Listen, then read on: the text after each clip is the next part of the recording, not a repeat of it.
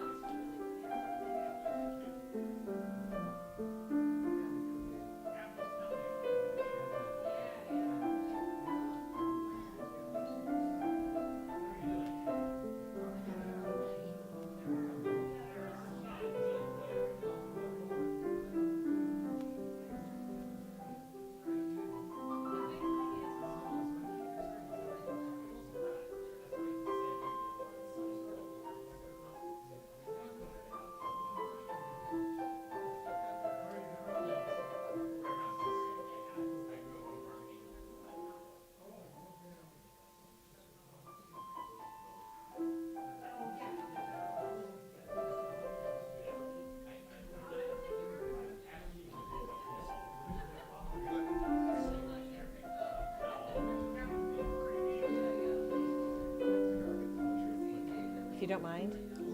Okay, so I always pre-light the candle and blow it out because it always makes it easier to light. Really? Yeah. And I brought a fresh clicker, so. Oh, did you? I put the candle or the match. So is this? Do you want to use that one? I really don't care. I like them both. What did you put?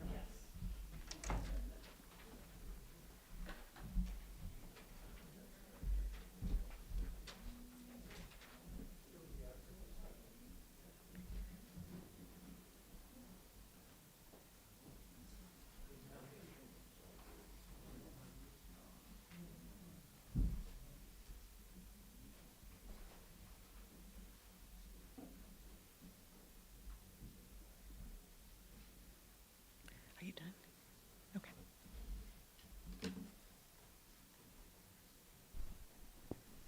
Thank you for your beautiful playing. Good day and welcome to today's worship service. We are grateful that you are here with us today. My name is Liz Wolf and I'm the service coordinator here at All Souls Church, where our mission is to seek truth, practice love, and celebrate life. Whether you're joining us for the first time or if you've been a member for a long time, you are welcome here. Whatever faiths you have known or not known, or whatever your heritage, you are welcome here. Whatever questions you hold, whatever truths you seek, whatever sorrow you have known, whatever joy has filled your heart. Whoever you are and whomever you love, you are welcome here. So we do have a couple announcements. Our president, John Cunningham, is out of service for a while due to a recent fall. If you need to schedule a non-routine event here at All Souls, or for any other matter for the president, please feel free to contact myself. I'm the new vice president, and my contact information is in the program. We also have, so next Saturday, if you want to make a note of this, is cleanup on the inside and the outside of the church at 8:30. Next Saturday is the 9th, I believe. And next weekend, time for, as Alan has noted, the time change is coming, whether we like it or not. So spring forward. I do not like it. And also birthday cake for March birthdays is downstairs. And I also urge you to continue to read our weekly email blasts for the dates and details of any additional events coming up. And if you're not receiving that information, please fill out a form in the back. That'd be great. And as always, you're invited to stay for conversation coffee, and at 12 or 11:20, the circle discussion with today's speaker, Dr. David O'Hara.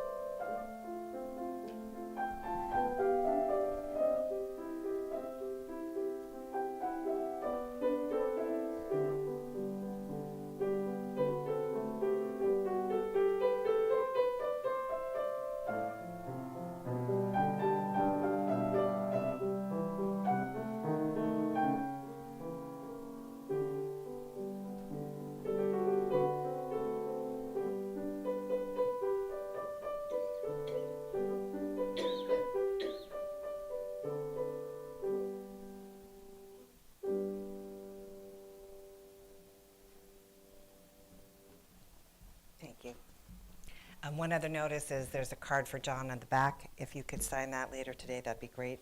Get well card. So, Scott, would you mind lighting the chalice for us?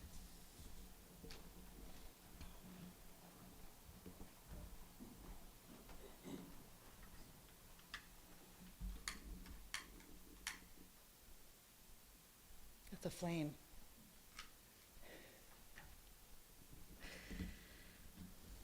I'm going to read number 451. Flame of fire, spark of the universe that warmed our ancestral hearth, agent of life and death, symbol of truth and freedom, we strive to understand ourselves and our earthly home. Thank you. And so for our first song, Please Rise As You Are Able in Spirit and Body, is going to be 139. Wonders Still the World Shall Witness.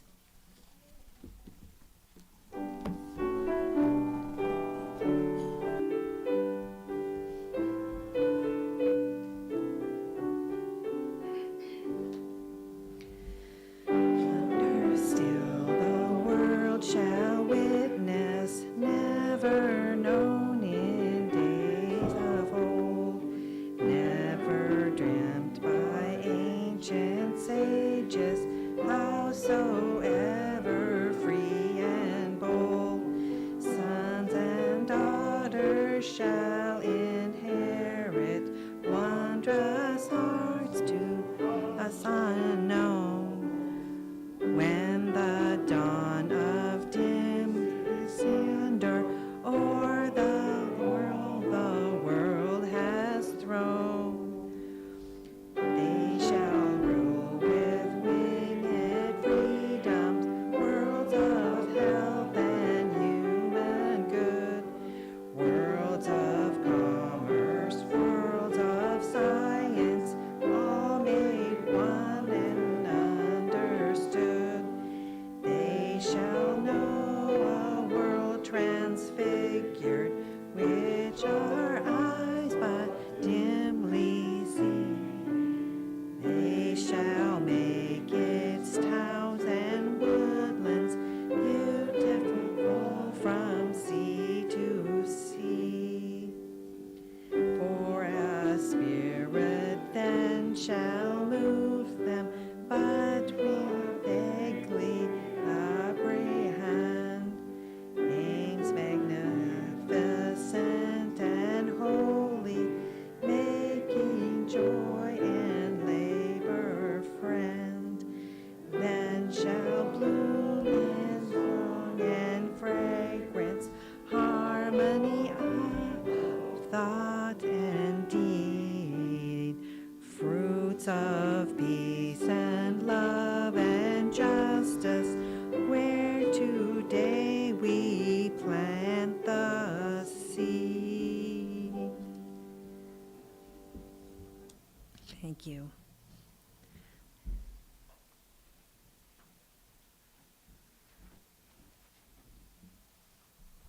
Here we go.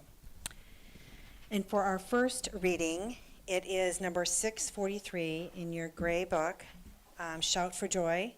I'll read the bold words, and if you could follow through with italicized, that'd be great. So, Shout for Joy. You make the outings of the morning and the evenings to shout for joy. You visit the earth, watering it, making it very rich. The great river swells with water, filling the ridges, blessing the growth of grain. Crown the year with your abundance. The pastures are perfumed with dew. The hills deck themselves with joy. The meadows adorn themselves with flocks. The valleys grow themselves with grain. They shout for joy. They join us in Psalm 65. All right, so I have the story for all ages is next. So if all children or children would like to come up.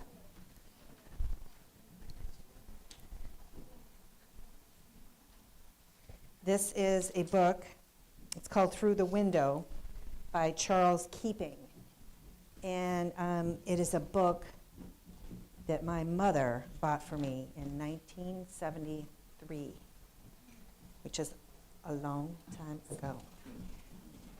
A long time ago. Speak for yourself, right? And it's beautifully illustrated. So this is set a long time ago in a city. It says Jacob was alone in his front room. His mother was asleep and his sister was at school. So what does that mean? He's little. He moved across the window and looked out. This street was all Jacob knew of the world.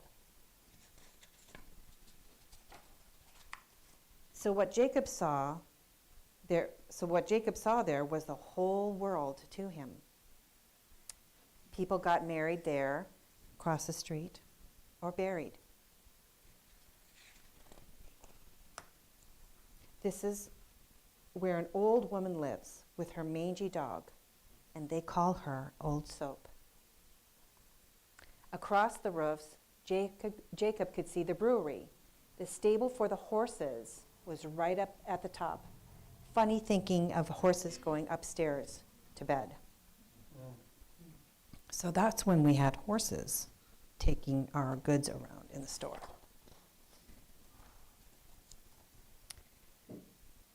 Look, he's looking across the street down there. That is Zelf's sweet shop. Jacob liked sweets better than anything. He was still thinking of sweets when he saw Old Soap. There she is. She looks pretty old.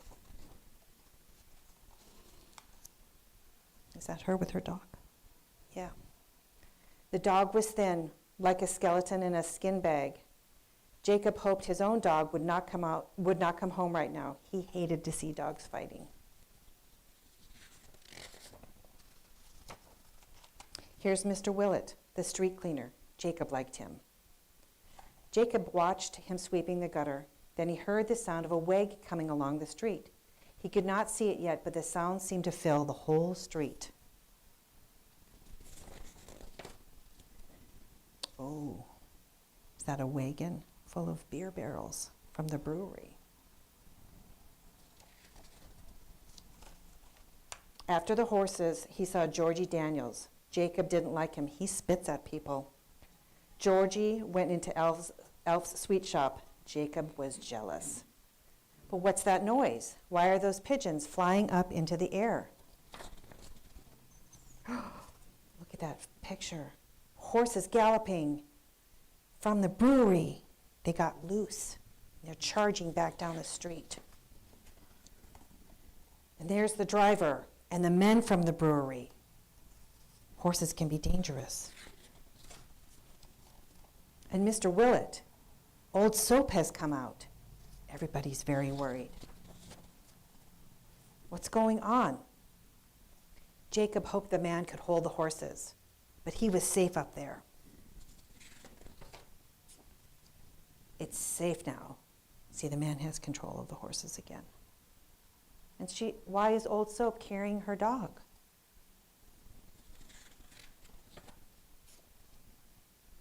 What is Mr. Willett doing? Why are those men standing there? What did those horses do? Jacob's dog would have fought those horses, that's for sure. His mother would be up soon to make tea. Jacob breathed on the window and made a drawing. The end. That's kind of a sad story. Sorry, sad story. The illustrations are great in that book. Yeah.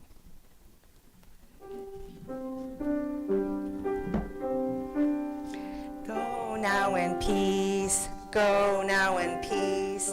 May the spirit of love surround you everywhere, everywhere you may go.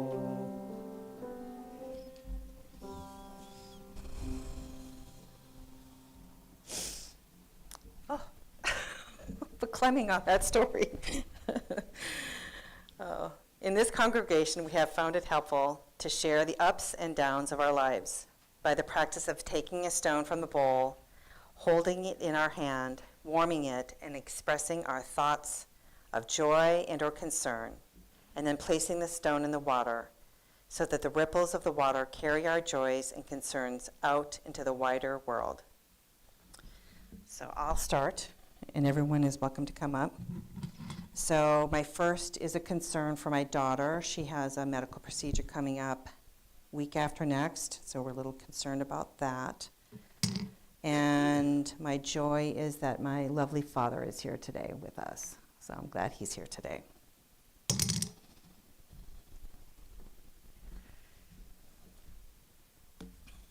Anyone else?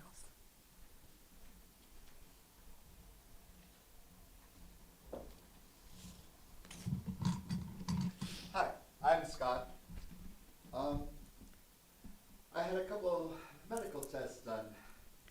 For those of you who know me, I have a small orchard and a small vineyard I greatly enjoy. I found out that I am allergic to fructose and lactate. If anyone would like some fresh, squeezed grape juice, it's downstairs. Please enjoy a glass of it. As you cannot.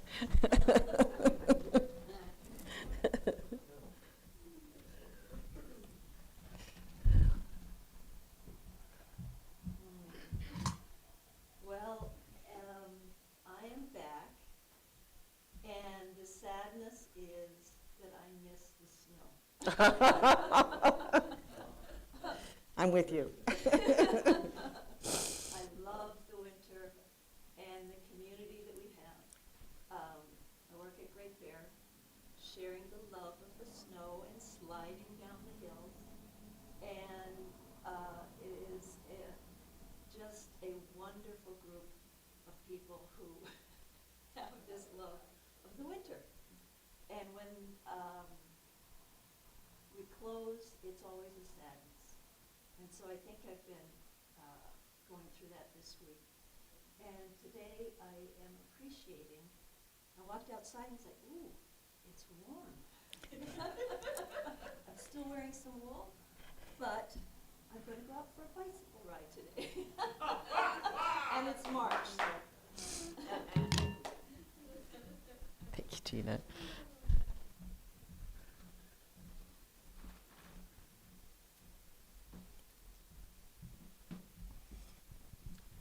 Some of us need to use a mic. Yes, please remember to use the mic. I'm Pat, and I've been away for a couple weeks, had a cold that just made me feel awful. I didn't want to be around people until I felt 100%. I'm almost there. I had a joy coming across the highway. I live on the east side, come across the highway, and there's a bald eagle flying over the bridge. Oh. And it's just, but I've seen a miracle. When I was a girl, we thought we would never see them again except in a zoo. Right. Yeah, we could see bald eagles in a zoo. When you went to the zoo, you saw them. Wow. So that's another joy. And my husband, Eric, is in northern Minnesota and visiting his brother, who lives a couple hours south of Duluth on a dairy farm. And the last thing he packed into the car were 2 garden tools, a large leaf rake, and some other, I'm not quite sure what it was, it's something that you use for like making edging. Oh. And one of the places he was going to stop on the way was, remember Carol and Boris? The Boris Reddy household had 2 daughters, and the younger daughter is Carolyn. Carolyn and her partner have purchased a house in the Twin Cities. And Eric had been given the task by their father, to store the garden tools that they no longer needed for Carolyn when she got home. So that was one of the tasks he was doing on his trip. And he always tries to see his brother before the calves start dropping. You know, the cows start dropping calves. And there's kind of a breather there. And then all of a sudden, Martin is very busy. So he's supposed to be coming home next week. And until then, I can make any messes I want to make anywhere in the house, as long as I clean them up. As long as they're not there when he comes home. Right on. I'm a quilter. We do that.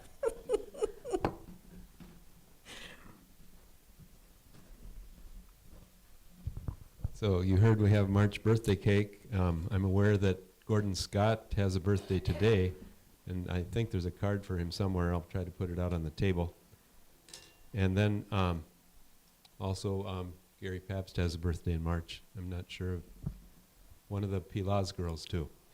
So I'm not in my usual attire because I'm going through this seasonal affliction of March Madness with Janine's granddaughters who play for Lyman County, which is 45 minutes west of Chamberlain.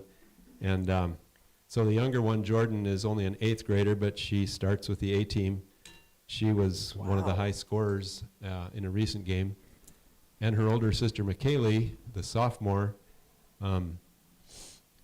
is doing amazingly well.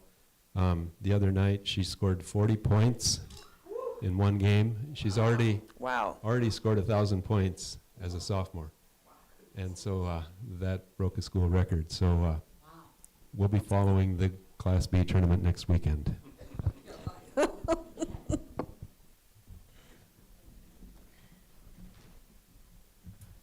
I'm Carol. I've been in the Stone Inn here for my friend, my very dear friend, Margaret. And I met Margaret almost 25 years ago when I drove down to, I met Margaret. Can you hear me? Yeah.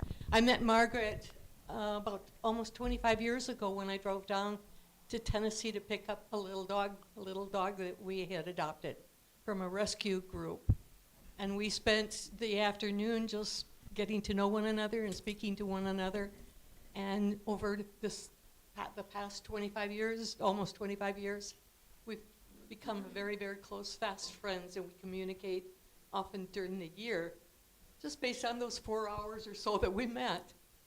And she recently has been having problems with kidney failure, and I received a telephone call from her yesterday, and she's in a nursing home now, and she says, I've made my funeral plans. It just made me feel very sad to see this wonderful woman ending, and a dear, dear friend who's at her very end of her life. And so just keep her in your thoughts and prayers, please. Thank you.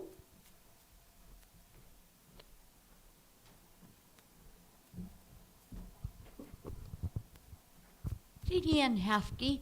I'm still attached to Jennifer, and I'm so glad that Dan and JC came out to Helping Hand to play for us, Helping Hand. And I'm also grateful that today's a beautiful, breezy day, and it's March. That's why.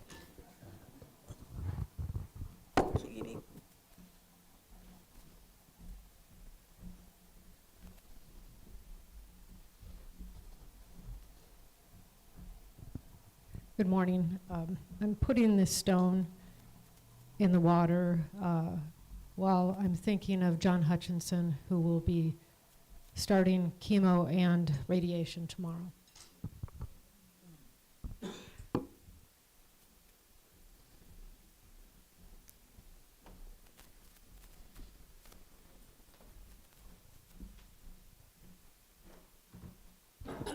Good morning, I'm Pat. Two joys. One, that my husband Connie is 6 weeks post-op and is recovering really well from pretty extensive surgery. And a second joy I have is, this is a bit of an ode to water. In our backyard, what we oversee is a marshy area with a pretty good sized pond on it, surrounded by cattails and so on. So we have gotten the pleasure of watching life around a marsh. This first time we've had that opportunity. And this morning I let out a joy of delight when I shouted at Connie, "The Red Wings are back! The Red Wings are back!" And so, an ode to water and an ode to spring. Thank you. Thank you.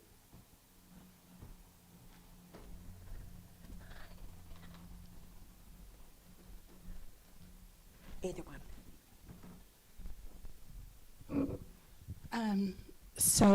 Oh, that's really loud. I guess I want to just first share a joy for just for all of the light and everybody's joys that they have, and my own as well. And I guess for a concern that I have, or a personal concern, would be for my parents who are getting older, and also I guess gratefulness I had the ability to go February to reconnect with them for like a day for in Albuquerque. And my dad has, we don't have the best communication, so I'm not sure like what type of cancer, but he's undergoing radiation, but he only has 2 more days, and it sounds like it's getting better, and then have 3 months of recovery, which is good. So I'm grateful for that, and hopefully both of them are doing well. And yeah, so thank you. And then, so yeah, thanks. I guess so both for just one for, those are my concerns and joys. Thank you for listening. Thank you, Jeanette. Yeah, just put it right there. Yeah, yeah.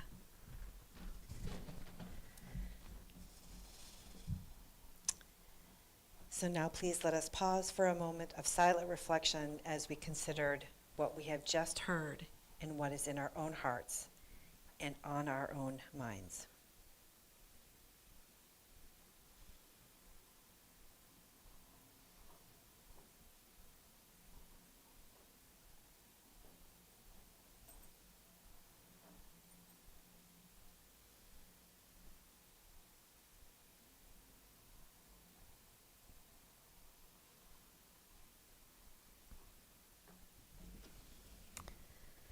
All right, so on to our second song is number 42, Morning So Fair to See.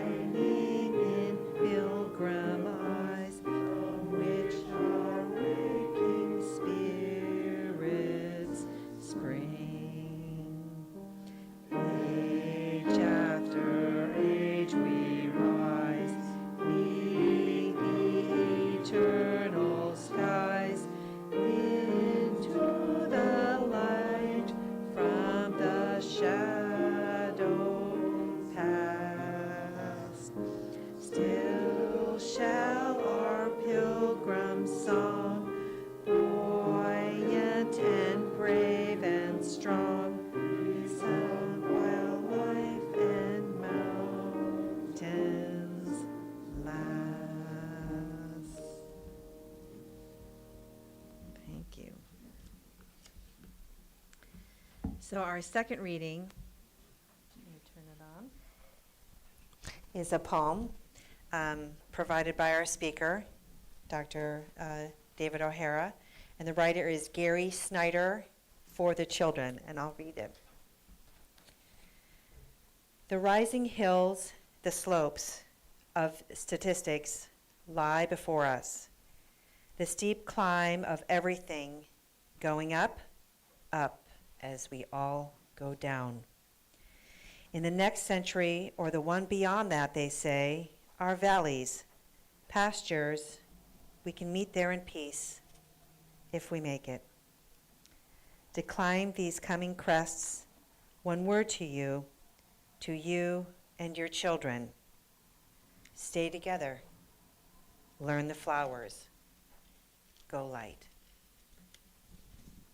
Thank you.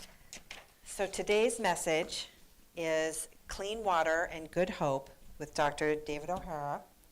He is a religion, I wrote this down, philosophy, classics, and environmental studies professor at Augustana, which I find fascinating.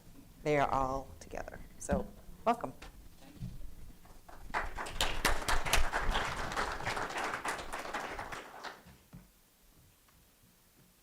me see if I can show you some pictures. Oh. And let me make sure you can hear me as well. How's that? Much better. Good.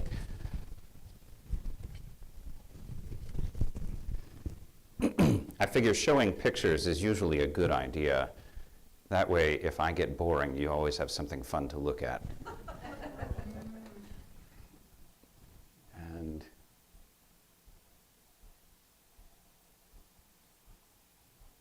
there's probably more I need to do with this, and I don't know what. So if anybody has suggestions, I welcome them. There's an interesting picture right there. Not the one I intended to show you, but still. If I can have you unplug and replug Absolutely. the display, it should just automatically connect. I think it just maybe.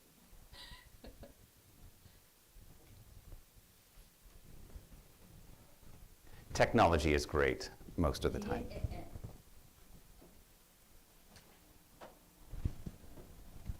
Oh, can you make sure your display is on? Yeah, it is. There we go. Now I picked it up. All right.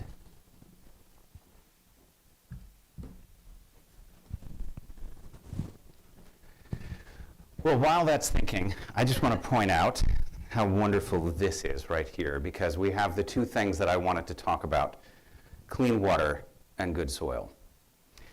These are two things that give me a lot of hope, and they also give us a good deal of anxiety from time to time. You think about how much our lives depend upon water. Yep, please do keep thinking. And how much our lives depend upon good soil. Excellent. More helpers on the way.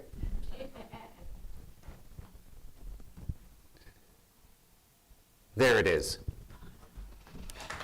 All right. It's usually just one button you need to press, but you need to know which button that is. And so thank you for being the hero who knew the button to press. So what I have right here, I realize it's probably a difficult picture to see, but you can at least see the colors. In the foreground, you've got boulders. Right in the middle, it's hard to tell, but there's about a dozen of my students wearing backpacks, and some of them with great big containers for water on their backs. And then off in the distance, a lake and green hills, and there's little patches of snow. So this is a class that I taught in Alaska 2 summers ago. And everything that you see right there is, of course, about the relationship between water and land. All of that landscape there, all those boulders, it's a boulder field we were stopping to rest on. We'd been camping up where the green is, and we were on our way back out. It's about a 9-mile hike back out to the road, and this is about a mile-long boulder field. So there's no trail over it. You kind of have to hop from one boulder to the next and hope you don't fall between them.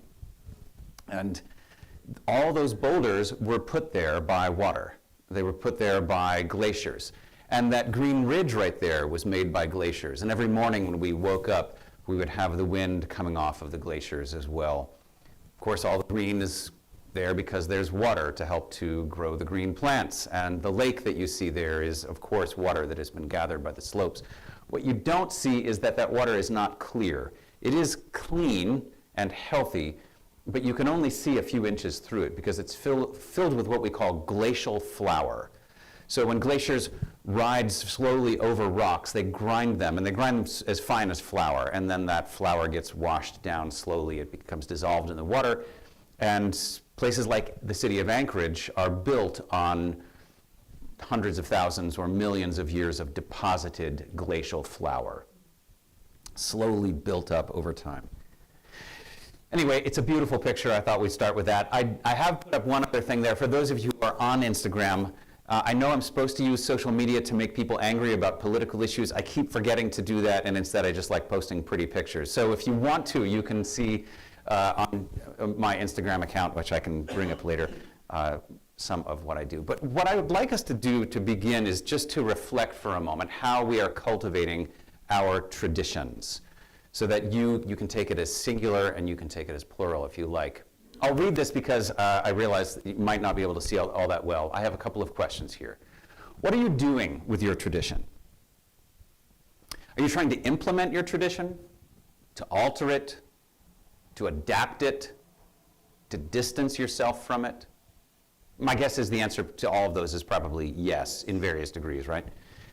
If you're distancing yourself from it, what are you replacing it with, and how will it endure? And whatever your tradition, how are you caring for its soil and for its water? That is to say, how are you making green things grow for other people? While these students and I were walking through Alaska, we spent about 3 weeks backpacking through Alaska. This was a COVID class. My students weren't able to study abroad, and so I said, well, fine, let's make a COVID pod, and we're just going to go to Alaska. And we'll either all have it together or we'll all be isolated together. But either way, we'll be backpacking. It'll be fun. And I began, when we got off the plane and before we got into our van to drive off to the mountains, by reading that poem by Gary Snyder. And then again and again throughout our time together, we read that poem aloud. Gary Snyder, if you don't know, is one of the Beat poets. He's still alive. Actually wrote to him afterwards to thank him for his poem. But he's also a practicing Buddhist. He grew up in the Pacific Northwest. He spent a lot of time studying in Japan, and now lives on a ranch up in the mountains in California. The last 3 lines are a haiku. Stay together, learn the flowers, go light.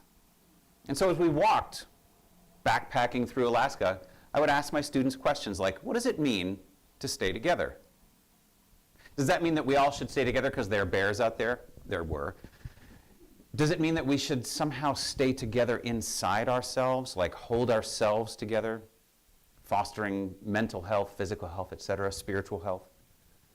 What does it mean, learn the flowers? Is that like learn their scientific names? Does it mean get to know them by knowing their smell? Does it mean getting to know their whole ecosystem in which they live? And then that last line is especially confusing, go light. That sounds a little bit like, go Lyman Raiders, which is, of course, something we should all be saying right now, right? But one wants an adverb there, go lightly, or something like that. And of course, when we're carrying heavy backpacks full of food and water and tents and so on, we thought, go light. Yes, we would like to go light right now, but we can't. We returned to this poem again and again, and at the end of the 3 weeks, I dropped my students off at the airport, and I was going to stay in Alaska for a little while longer, meet up with some friends and so on. In fact, I took a friend out to dinner, and a few hours after dropping the students off, I got a text from one of my students, and I thought, uh-oh, maybe they're stuck at the airport, their flight got canceled or something. Instead, it was a photograph of 3 forearms. And on one of them was tattooed, stay together. One had tattooed, learn the flowers, and one had tattooed, go light. And I thought, I will be hearing from some parents soon. That was a bit more exciting than I want. But it was helpful to know that somehow these words had stuck with them. And in fact, it's been 2 years and the students continue to recite these words to me and to each other. I hope that, well, it's obviously going to stick with 3 of them for a long time. I hope it will stick with the rest of them for a long time too. So I'm still not entirely sure what does it mean, stay together, learn the flowers, go light, but I repeat those words to myself as well, and I'll invite you to return to Gary Snyder's poem. I like the fact that he says to mount these coming hills that lie before us, one word to you and your children. And it's not one word, it's a haiku. Stay together, learn the flowers, go light. So I want to talk to you today about these 2 elements, water and earth. And I'm going to spend most of my time talking about water as an illustration of how we might reimagine our traditions and our relationships to water. And as I do that, I want to also I want to give you a tool that you might use in talking with people from other traditions, or people who have a tradition that perhaps has gone astray. I'll just point, for instance, to some of my own tradition. I look, for instance, at the way that oftentimes Christianity has been used to lay a kind of imperial claim upon nature and say that water is a commodity that we can sell rather than something that we should give to the thirsty, or that soil is something that is ours to use and to use up because it doesn't matter, this world is not my home, I'm just a passing through, as that old song goes. And then I want to close by talking about earth and tell you what some of my students and I are doing to care for the soil that's in our care, and maybe give you a little bit of provocation about what you're doing with this property as well, which, by the way, I happen to love. I love driving by it and seeing this garden down here, for instance. I think that's an invitation. Let me give you the very short version of that, because this is a talk I've given to a number of different religious congregations here and elsewhere. We often want people to come inside. For Christian churches, we often want people to come inside for bread and wine, but we want people to come inside for nourishment, right? I want to suggest that what we build will show what we believe. And what we do outside of our buildings will often show what we are doing inside of our buildings. You might just consider that as you walk around Sioux Falls and ask of any building, not just of a religious organization's building, but ask of any building, what is the outside of this building tell us about what's inside? How is that inviting us in, or how is it not inviting us in? So when I think about water, I think currently, here's my handkerchief that's got fish on it. I love thinking about water ecosystems. I think about a variety of crises of water. In salt water, we have oceans that are rising, oceans that are warming, oceans that are polluted. Even back as early as mid-1960s, when Thor Heyerdahl had already crossed the ocean once in the Kon-Tiki in the 1950s. In the 1960s, he said he could no longer do it because there was too much trash in the ocean. So his papyrus boat actually couldn't make it across the Atlantic by the 1960s.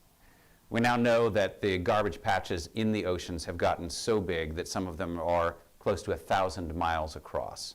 And trying to kayak across them or sail across them in a small sailboat, extremely difficult. In fact, some of the trash in there is so big that it's actually cargo containers that have fallen off of ships, the size of railroad cars, or the trailers that are being pulled around by tractor trailers. When we come to, and I should add that we are losing biodiversity in the oceans. We are eating our way down the food chain. The large fish are vanishing, the large mammals are vanishing. We've been seeing this happen for a long time, but it's rapidly accelerating.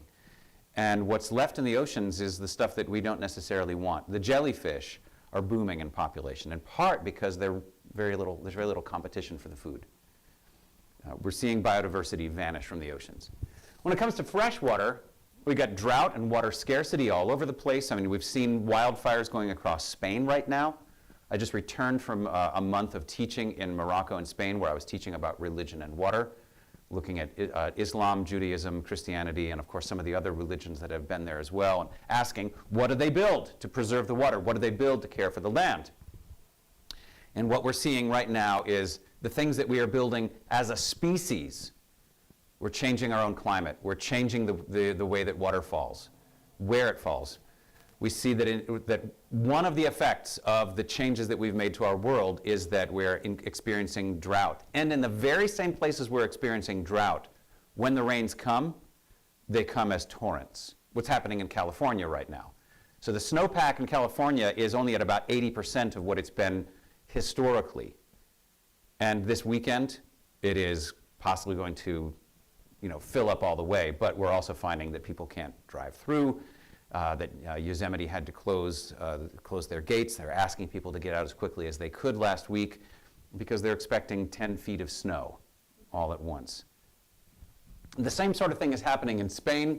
You get these droughts and wildfires, and then when the wildfires go through, and then it's followed by torrential rain, the wildfires have taken out all the plant life, the green, that was holding the soil together. So drought, followed by fire, followed by torrential rain, and you have a loss of soil. Mudslides, yeah. You get all sorts of damage to the soil. And we sometimes think about soil as being just one thing. But even if you've just dug in your own garden, you know that there's different colors that you hit as you go down. Those top two layers of soil, those top two colors, that's where most of the life is. Around here, those top two layers used to be about 3 to 4 feet deep. Since we've developed this area, especially where we have suburbs, we've reduced it to about ½ an inch or so and expect plants to grow in that. And of course, where we have agriculture, we have lost something like almost 50% of the carbon that it took us 13,000 years to build up in about 150 years. We're not doing a very good job with the soil. From a very pragmatic perspective as well, we've also heard from business leaders here in Sioux Falls that we simply can't grow more businesses. Why? We've run out of water. One of the questions I ask my students is, do you know where your water comes from? Aldo Leopold, great environmentalist, he said there are 2 spiritual dangers in not owning a farm. He wasn't a spiritual writer. That was one of the few times he talked about spirituality. 2 spiritual dangers in not owning a farm. One is that you think that your food comes from the grocery store, and the other is that you think your heat comes from the furnace. To put it differently, the spiritual dangers are disconnectedness. We stop thinking about ourselves as being connected to the world that we live in. Where does our water come from? Does it come from the tap? Well, our water here in Sioux Falls largely comes from the Missouri River, taken out somewhere down near Yankton or Vermilion, pumped out of the ground up there and brought up here and then purified and then spread throughout. And even then we aren't doing a very good job. And we take purified drinking water and use it to fill our toilets. Is that because we didn't have enough champagne? Yeah. This is a bizarre use of water, but we have these old habits of using water. We don't think to use that water twice. The purple pipe idea, for instance, of using water a second time or a third time. We spray water on our lawns, purified drinking water on our lawns. We spray purified drinking water on our cars to wash them off. But we don't have enough water to continue to grow. In Barcelona right now, they're worried because they haven't got, okay, what have I just done? I might need help again. Check device power. I think everything's fine. We'll see. All right, good, we're back. They're concerned because Barcelona depends upon tourism for their economy. But right now in Barcelona, people are being asked not to take showers because they haven't got enough water for that. To bring tourists in, you need to be able to fill your swimming pools and offer showers and so on. They've built an economy upon an abundance of water, but the water is becoming less abundant. I'm going to paint just a slightly more stark picture of this. We have, sometimes we talk about there being 3 poles on this planet. Of course, we know the North Pole and the South Pole. The third pole is the third major portion of what we call our cryosphere, or the part of the planet that's covered with ice. Of course, the North and the South Poles, obviously. But then the Himalayas, or the Hindu Kush Himalaya. The Himalayas are a great big reservoir of ice. And that ice builds up and then it melts each year, builds up and melts. And it's a storage of water. Downstream on one side, you've got China and Tibet, 1.3 billion people. Downstream on the other side, you've got India, Bangladesh, Pakistan, and all of Southeast Asia, close to 2 billion people. So on a planet with 8 billion people, we're talking more than 3 billion people who have some dependence upon the water from the Hindu Kush Himalaya. And the amount of water stored in there is in rapid decline. So consider what that might mean when people run out of water. It's been said that we're all about 4 meals away from violence. And if you've actually, if you've gone just one meal that you didn't want to miss, you weren't fasting, but it was forced upon you, and you get hangry, as my students say. Hungry and angry at the same time. 4 meals, and 4 meals where we're forced not to eat, and we find it difficult to control our passions. What happens to us if we go that long without water? The short answer is we die. We don't have to go very many days without water before we simply expire. A couple of days is about all that our bodies can handle. What happens if we've got literally billions of people without that? In India, there's a major plan, I think it's 32 rivers that they're trying to redirect so that they can get water from the places where it is right now to the major cities. In China, nearly every river is what we call impaired. That is to say, you don't want to drink it. And some of those rivers are so impaired that they're toxic to the touch. Yeah, this is a pretty bad situation. Now, by the way, we have a very impaired river right here in Sioux Falls as well. One of the most impaired rivers in the country is running right through our city. So it's pretty easy to point to China, to point to India and say, well, those countries are a mess. We don't have the excuse that they have. We have a booming economy. We have a very small population. And yet we have these long habits of not treating our water very well. And, thank you. So I'm going to give you an idea from an author named Elizabeth McAnally, who wrote a book called Loving Water Across Religions. And forgive me, I realize I've been talking long, so I'm going to try to go through this a little bit quickly, and hopefully that will spark some ideas for when we gather afterwards. She talks about the Yamuna River. The Yamuna River is a sacred river beginning in the Himalayas, and that is considered to arise from, it's a sacred river, so it arises from a mountain that is sacred to 5 different religions. It then flows into the Ganges and then flows through New Delhi and then out to the ocean. This river is so impaired, as Sunita Narain says, the Yamuna through New Delhi is not a river. The definition of a river is that it must have life. And how do you measure life? How you measure life is that it must have a capacity to dissolve oxygen. And the dissolved oxygen, when it passes through Delhi, is 0. That is to say, it cannot support fish. It cannot support insects. Something like 90% of the sewage upstream of New Delhi enters the river untreated. But that's a major source of drinking water for people in New Delhi, one of the largest cities in the world. So it is technically a dead river. McAnally suggests 3 different ways, and here's where I want to start to give you some hope by giving you a tool for conversations. So bear with me through this. I want to pose, using McAnally's framework, 3 ways we might think about our relationship to the goddess Yamuna. So it's the Yamuna River, but it's also a goddess named Yamuna as well. So one way we could think about this is that pollution can't hurt a goddess, right? She's a goddess. What could we possibly do to a goddess? So there you go. And by the way, she's a goddess and we're devoted to her, so she's going to protect us. That's one possibility. Here's a second possibility. Pollution can't harm a goddess, but we aren't so sure about whether it can harm us or not. So maybe, just maybe, we should be careful because it could harm us and others. And here's a third possibility. Pollution does harm the river. The river is the goddess, and so pollution harms the goddess. Now you can see how this is challenging because some people will look at that third one and say, how dare you talk about the goddess that way? A goddess can't be harmed. So let's reframe this in relational terms. If Yamuna is a mother, what kind of children are we? That first one, she's a powerful protector and can never be defeated. Remember I said that she's a goddess, she can't be harmed, and she'll protect us. So if she's a powerful protector and she can't ever be defeated, well, that's one way of regarding her as a mother, right? Those of you who are moms will probably see where this is going. The second is she's powerful and we should be kind to her and she'll treat us as we've treated her. Third possibility, she's an older mother or she's an ill mother and she needs our care. She needs our reverence. So you might think which kind of, we've talked about her as a mother in each of these, what kind of children are we in each of these situations?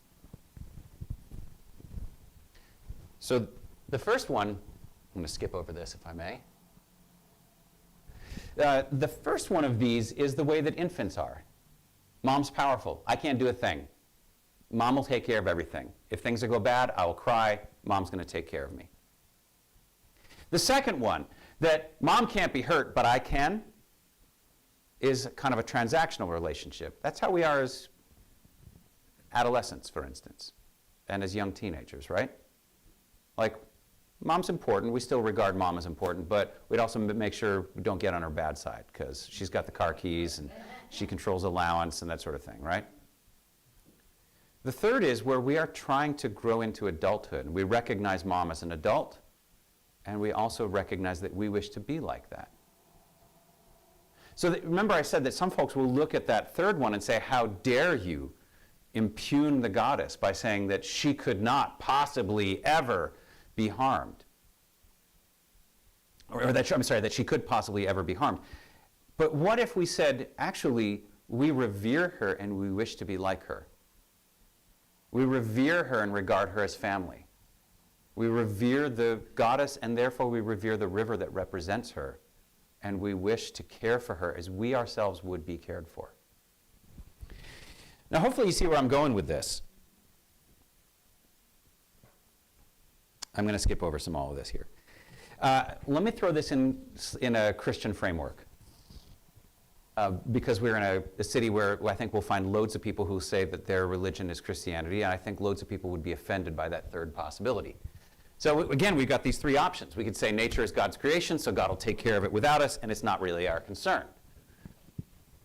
Some will say nature is God's creation, but it's also our home, so we should act out of this transactional self-interest. If we mess it up, we've got to live with it, so we'd better clean up our act or find a new home. Thanks, Elon Musk. Thanks, Jeff Bezos. Third possibility, nature is God's creation, and we who worship God should honor God's handiwork and care for it as a precious inheritance and as a masterpiece made by the greatest artist.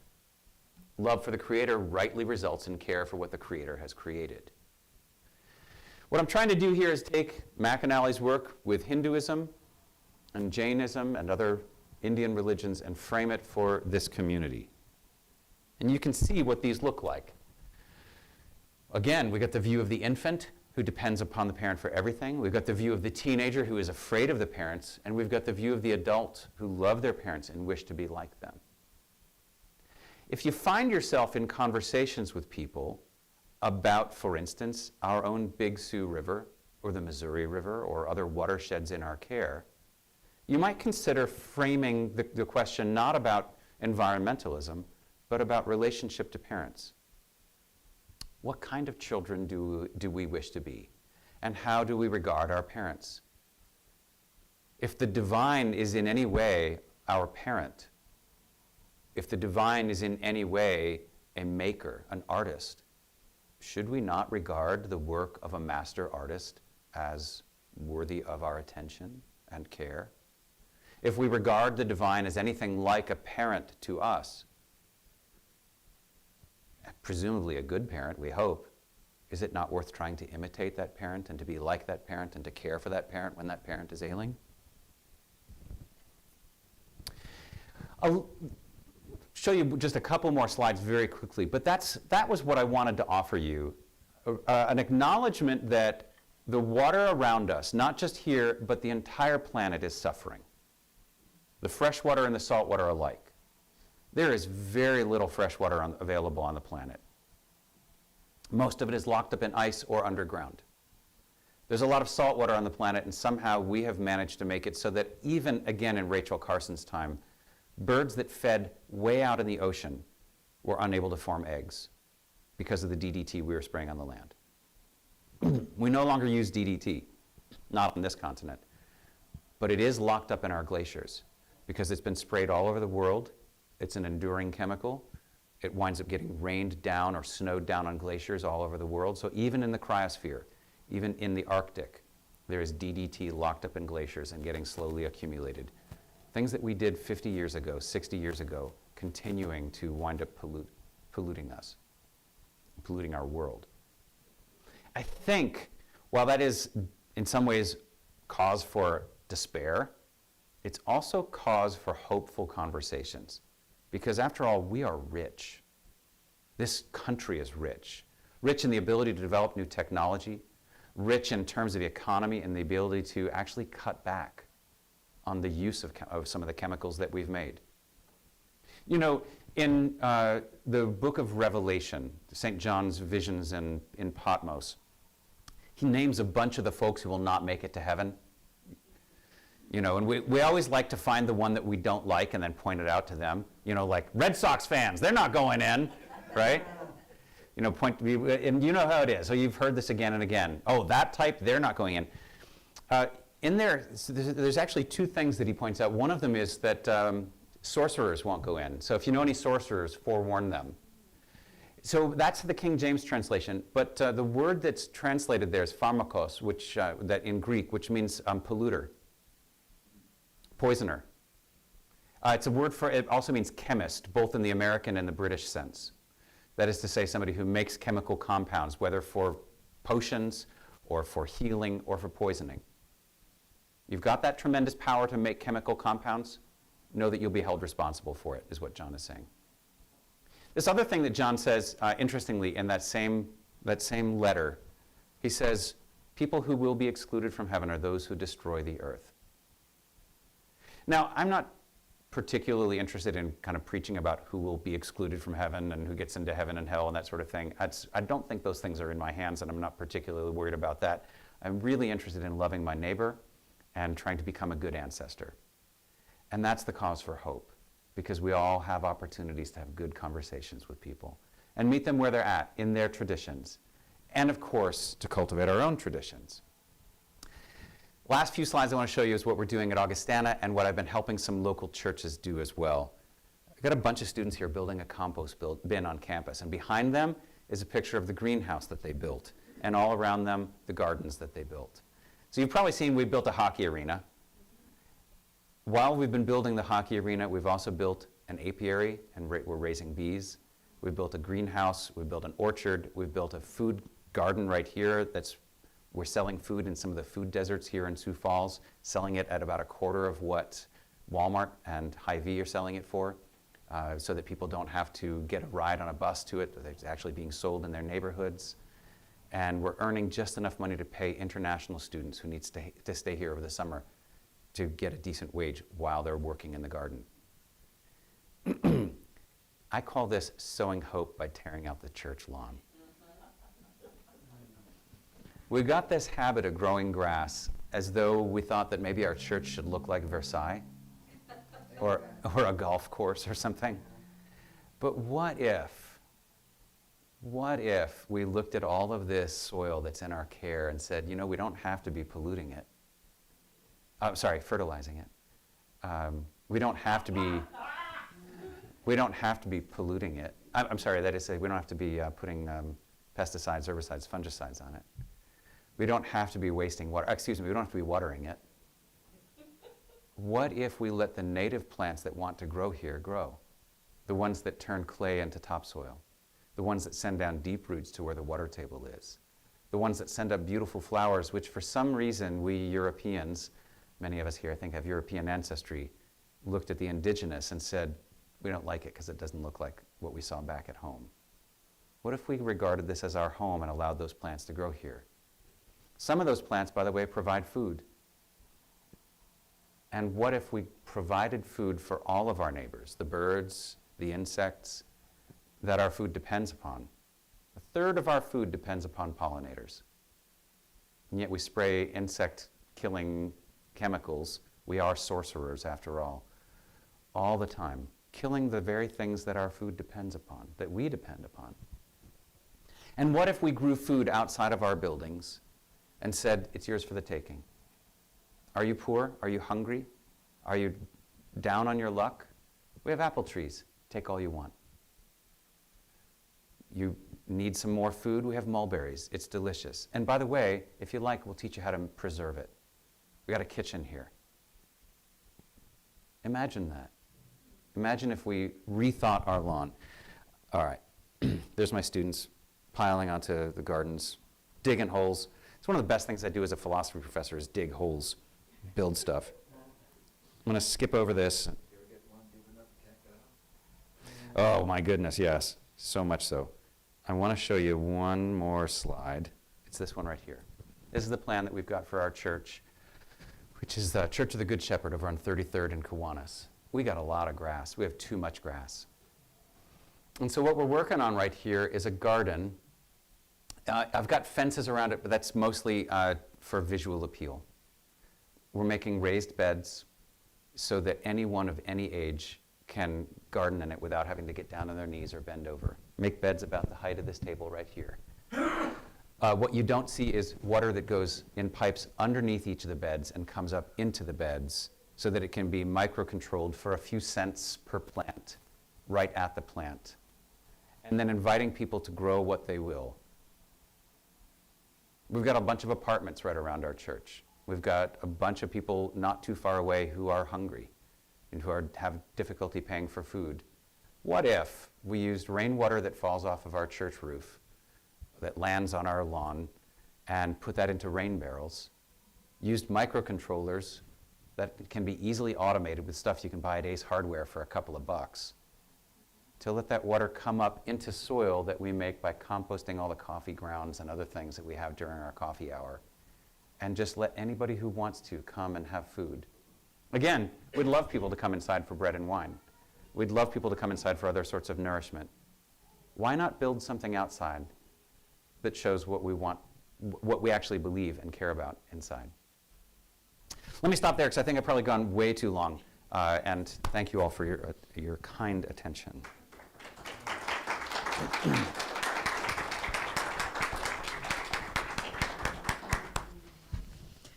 So I think we're going to skip the third song and start with the offering. Should we skip the offering song? No? Oh, no, yeah, go ahead and play and I'll, yeah, go ahead. Do the offering, yeah, yeah. As always, half of what we collect on Sunday goes to a community organization, and I'm not sure which one it is. Do we know? Banquet West. Okay, great. Thank you.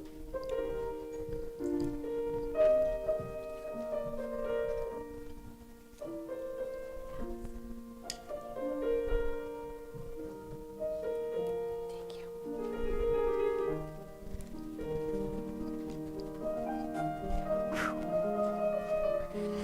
Well, we're a little late. Thank you. Thank you.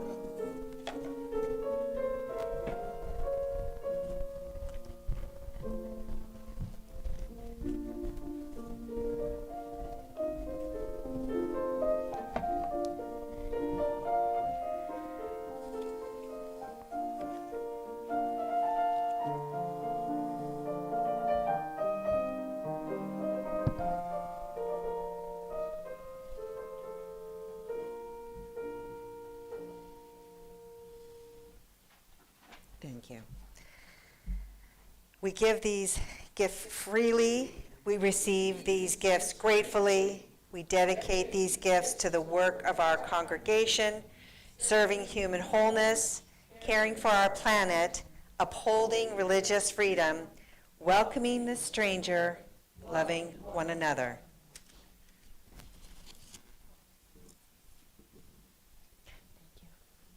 Could you extinguish the chalice? Thank you. The chalice is extinguished.